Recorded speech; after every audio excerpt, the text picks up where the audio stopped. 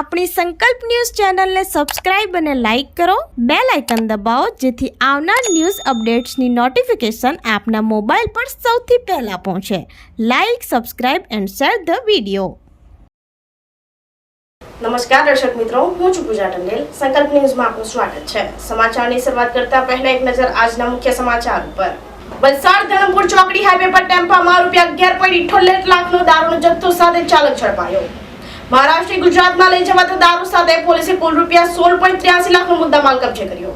લોકસભાની ચૂંટણીને લઈ વલસાડ પોલીસ એક્શન મોડમાં જોવા મળી રહી છે. ત્યારે વલસાડ એલસીબી પોલીસે નેશનલ હાઈવે નંબર 48 ઉપર ધરમપુર ચોકડી પાસેથી મહારાષ્ટ્રથી ગુજરાતમાં લઈ જવાતો ટેમ્પો નંબર GJ23809132 ને પોલીસે ટેમ્પોને અટકાવી હતી. જેમાં ચેક કરતા ટેમ્પામાંથી 2076 નંગ વિદેશી દારૂની બોટલ મળી આવી હતી. ટેમ્પામાં ઝડપાયેલ વિદેશી દારૂનો જથ્થો જેની કિંમત ₹11.78 લાખનો જથ્થો અને 5 લાખનો ટેમ્પો મળી કુલ ₹16.83 લાખનો મુદ્દામાલ કબજે કર્યો હતો અને ચાલક જીતેન્દ્રસિંહ તવરની ધરપકડ કરી કેસમાં સંડોવાયેલા ઇસમોને વોન્ટેડ જાહેર કરી વલસાડ એલસીબીની ટીમે સિટી પોલીસ મથકે ગુનો નોંધી આગળની તપાસ હાથ ધરી છે.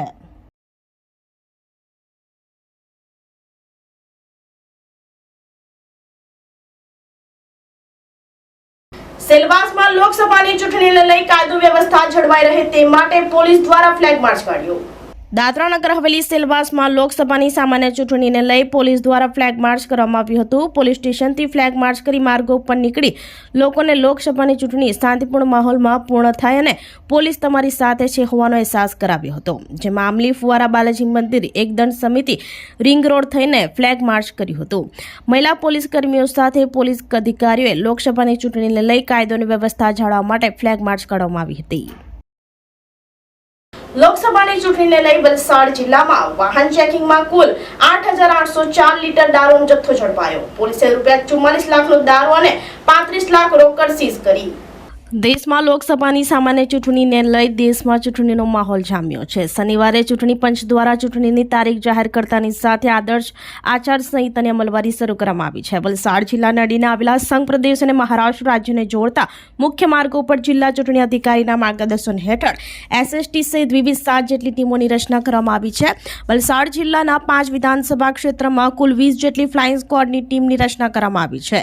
જેમાં 3 દિવસમાં એસએસટી અને એફએસટી દ્વારા વિવિધ જગ્યાએ વાહન ચેકિંગ હાથ ધરી કુલ 8,804 લીટર વિદેશી દારૂનો જથ્થો અને હિસાબ વગર 35 લાખ રોકડા રકમ ઝડપી પાડી હતી. વાહન ચેકિંગમાં ₹44 લાખની કિંમતનો વિદેશી દારૂ 5.92 ગ્રામ ડ્રગનો જથ્થો કબજે કર્યો હતો.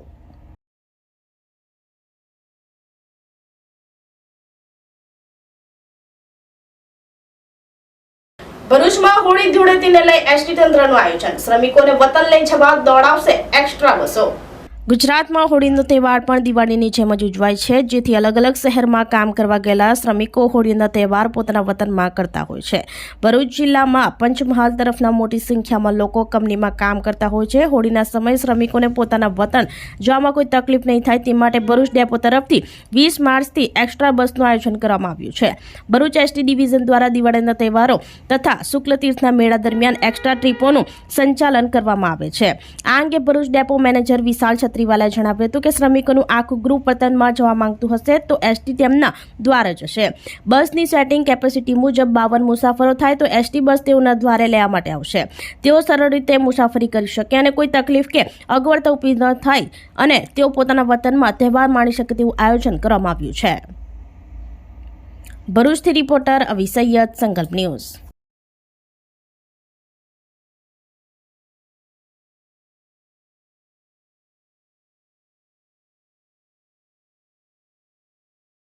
ડેપો મેનેજર વિશાલ છત્રીવાલા.